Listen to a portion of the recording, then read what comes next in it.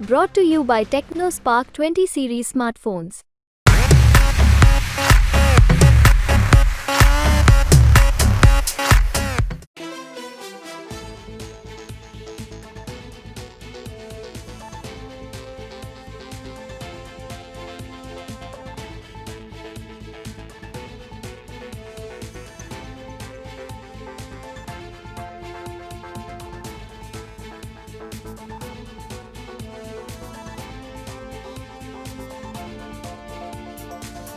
Rajkot Lok Sabha seat પર મતદાન ચાલી રહ્યું છે ત્યારે ક્ષત્રિય સમાજના જે આગેવાનો છે તે પણ મતદાન કરવા માટે પહોંચ્યા છે. મોટી સંખ્યામાં મહિલાઓ પણ મતદાન માટે પહોંચ્યા છે અને ખાસ કરીને જે પારંપરિક પાઘડી છે તેવી પહેરીને પીટી જાડેજા છે, રમજુભા જાડેજા સહિતના આગેવાનો અને મહિલા આગેવાનો મોટી સંખ્યામાં પહોંચ્યા છે. આપણે સીધી તેમની સાથે જ વાત કરવાનો પ્રયત્ન કરશું. શું કહેશો પીટી બાપુ, આજે આખરે મતદાનનો દિવસ આવી ગયો, ક્ષત્રિય સમાજનું વલણ શું રહેશે? આજે તો અમારા માટે દિવાળી છે, બરાબર છે. બધા મતદાન કરી બહેનો કેસરિયા સાડીમાં આવ્યા છીએ, અમે રાજપૂત પોશાકમાં આવ્યા છીએ. 7 વાગ્યાથી અમારું મતદાન ચાલુ થઈ ગયું છે. અમે 10 વાગ્યા સુધીનો ટાર્ગેટ આપ્યો છે. ક્ષત્રિય સમાજનું મતદાન 10 વાગ્યા સુધીમાં થઈ જાય. 10 વાગ્યા પછી દરેક સોસાયટીની અંદર જે ટીમ બનાવી છે એ ટીમ એને મતદાન કરવા માટે લઈ આવશે. વધુમાં વધુ મતદાન થશે અને ક્ષત્રિય સમાજનું મતદાન 90 થી 95% થશે, એ આપને સાંજે ખ્યાલ આવી જશે. લાગે છે કે આપના જે પ્રયાસો છે અત્યારના દિવસ છેલ્લા 40-45 દિવસથી જે સફળ થશે અને જે ક્ષત્રિય સમાજે જે નક્કી કર્યું હતું એ પ્રમાણે મતદાન થશે તેવું લાગે છે? 100% લાગે છે, બરાબર છે. એ આપણે 4 જૂના આપ જોઈ શકશો અને અત્યારે માહોલ છે એ આપ પણ જોઈ રહ્યા છો, બરાબર છે.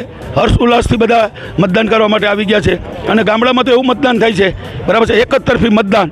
ગામમાં એક પણ ક્ષત્રિય સરપંચ હોય તો એ આખા ગામને, બધા સમાજને સાથે રાખી અને આખા ગામનું મતદાન એક જ જગ્યાએ કરાવે છે, બરાબર છે. ગામડામાં ઉત્સાહ, શહેરમાં પણ એટલો ઉત્સાહ છે. 18 વોર્ડમાં 10-10ની ટીમો બનાવી છે.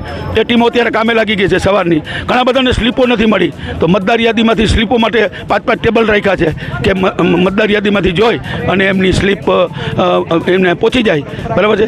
એટલે એવું આયોજન કરેલું છે ને એ અત્યારે ચાલુ છે. દાવો કરવામાં આવ્યો છે કે ક્ષત્રિય સમાજ જે નક્કી કર્યું તેમાં મતદાન કરશે. આપણે રમજુભા જાડેજા છે. રમજુભા, છેલ્લા કેટલાક દિવસથી વડાપ્રધાન મોદી દ્વારા પણ પ્રયાસ કરી લેવામાં આવ્યો કે ક્ષત્રિય સમાજ છે તે ભાજપથી વિરુદ્ધ ન જાય. આપને શું લાગે છે, ક્ષત્રિય સમાજ વધારે પડતો કોની સાથે રહેવાનો છે?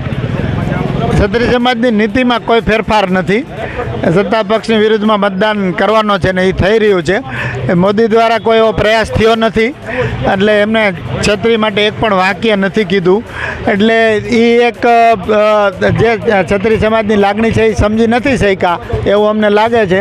એટલે ક્ષત્રિય સમાજ પોતાના નીતિમાં અડગ છે અને એમની લડત યથાવત છે. ક્ષત્રિય સમાજમાં 100% મતદાન થાય તે માટે આપના દ્વારા કયા પ્રકારના પ્રયાસો છે કરવામાં આવી રહ્યા છે? બસ ક્ષત્રિય સમાજ તો સ્વયંભૂ જેટલો જાગૃત થયો છે અસ્મિતાના મુદ્દા ઉપર, એટલે ફક્ત અપીલ જ અમારી કામ કરી ગઈ છે ને અપીલથી જ બધા 7 વાગ્યાથી લાઇનમાં જોડાઈ ગયા છે અને મતદાન કરે, સ્વયંભૂ મતદાન કરી રહ્યા છે, શાંતિપૂર્ણ રીતે મતદાન કરી રહ્યા છે અને લોકશાહી માટે સારી નિશાની છે, દેશ માટે સારી નિશાની છે. ભાજપ દ્વારા એવો દાવો કરવામાં આવ્યો છે કે ક્ષત્રિય સમાજ છે તે ભાજપ સાથે મોટાભાગનો ક્ષત્રિય સમાજ છે તે રહેવાનો છે.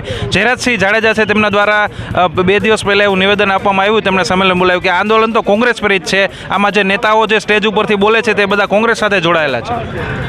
એટલે કમ્પ્લીટલી ખોટી વાત છે. એ તો એક રાજકીય આગેવાન છે એટલે એમની રીતે જે કાંઈ કહેતા હોય, પણ અમારી સામાજિક વાત છે અને આ સામાજિક લડત છે, આમાં કોઈ રાજકારણ છે નહીં. આ કમ્પ્લીટલી, અને આ 2 દિવસ પહેલાં પરમ દિવસે ભારતીય જનતા પક્ષ દ્વારા ક્ષત્રિય સમાજના આગેવાનોના નામે પત્રિકા પ્રસિદ્ધ કરી. એ પત્રિકા વાંચો તો પણ આપને ખ્યાલ આવી જાય કમ્પ્લીટલી. એમાં લખ્યું છે કે ભાઈ રૂપાલાના નિવેદનથી ક્ષત્રિય સમાજના આગેવાનોને દુઃખ છે. એ ફક્ત ને ફક્ત રાજકીય બતાવવા માટે જ છે, કારણ કે એક પણ આગેવાને દુઃખ વ્યક્ત કર્યું નથી જ્યારે રૂપાલાએ નિવેદન કર્યું ત્યારે. નંબર 2, એમાં એવું લખ્યું છે કે ક્ષત્રિય સમાજના આગેવાનો દુઃખ છે, એટલે પક્ષને દુઃખ નથી, પક્ષના આગેવાનોને દુઃખ નથી. આથી તો ક્ષત્રિય સમાજની વધુ એકવાર અવગણના થઈ છે, અપમાન થયું છે. એટલે વધારે જનૂનથી ક્ષત્રિય સમાજ આજે મતદાનમાં ઉમટી પડ્યો છે. છેલ્લા 40-45 દિવસથી જે આગેવાનો મહેનત કરી રહ્યા છે, લાગે છે આ મહેનતમાં સફળતા મળશે? ચોક્કસ સફળતા મળશે, ચોક્કસ સફળતા મળશે. અને ક્ષત્રિય સમાજ એકજૂથ છે, કોઈની પણ વાતમાં આવવાનો નથી અને ભાજપના કોઈ પણ ગંદા રાજકારણમાં ફસાવાનો નથી. મહિલા આગેવાનો છે તેમની સાથે પણ વાત કરવાનો પ્રયત્ન કરીશું, કારણ કે ખાસ આ મહિલાઓની વાત છે. મહિલાઓના નામે જે આંદોલન છે તે લડવામાં આવી રહ્યું હતું અને મહિલાઓ સાથે સીધી વાત કરવાનો પ્રયત્ન કરશું. આખા ગુજરાતમાં આપ સૌ કોઈ જોઈ શકશો કે માહોલ કેટલો જાગૃતતા સાથે આગળ વધી રહ્યો છે. ખાસ કરીને પૂર્વજોની જે લડત આપેલી હતી એને યાદ રાખીને લીલા માથા ધર્યા હતા અને અત્યારે આ સ્વાભિમાનને હનન કરવામાં આવી રહ્યું છે, ત્યારે અત્યારે વળતો જવાબ આપવા માટે જાગૃતતા સાથે છેક ગામડાનો છેલ્લો માનવી પણ આમાં સ્વયંભૂ જોડાયો છે. સાથે દરેક સમાજને જે આજે આપ સૌએ પેપરમાં જોયું એ પ્રમાણે ક્ષત્રિયની અહિંસક લડાઈ આ જોઈને ભાજપ ચમક્યું એવા હેડલાઇન સાથે અહીંયા જ આ હેડલાઇન સાથે જ એક ક્ષત્રિય સમાજના આંદોલનની નિર્ણાયક જીત જોઈ શકાય છે. અને આગળ પણ જ્યાં સુધી ન્યાય નહીં મળે ત્યાં સુધી આ લડાઈ ચોક્કસપણે આ જ ઢબે શિસ્ત સાથે ચાલશે. મતદાન પૂરું થાય સાંજ સુધી તે પ્રમાણે વધુમાં વધુ ક્ષત્રિય સમાજમાં મતદાન થાય, મહિલાઓ વધુ મતદાન કરે તે માટે કેવા પ્રયાસો આપ કરી રહ્યા છો? કોઈ પણ પ્રયાસો કરવાની પહેલાં કોઈ જરૂરિયાત છે નહીં. સ્વયંભૂ જુવાડ છે. તમે સવારે 7 વાગ્યાથી જોઈ શકો છો. અહીંયા આપ સૌને ખાસ કહેવાનું કે સવારના 5 વાગ્યાથી દરેક બૂથમાં અસ્મિતા સૈનિક તરીકે મતદાન એજન્ટ અમારા જઈ ગયા છે. ત્યાં જ દરેક જગ્યાએ આની નોંધ ખૂબ જ સક્રિયતાપણે અને જાગૃતતા સાથે લેવાઈ છે. જે આપણે નિર્ણય કર્યો તો ક્ષત્રિય સમાજે, લાગે છે કે આજ સાંજ સુધીમાં અને 4 જૂને આ નિર્ણયનો જે સફળતા છે તે મળશે?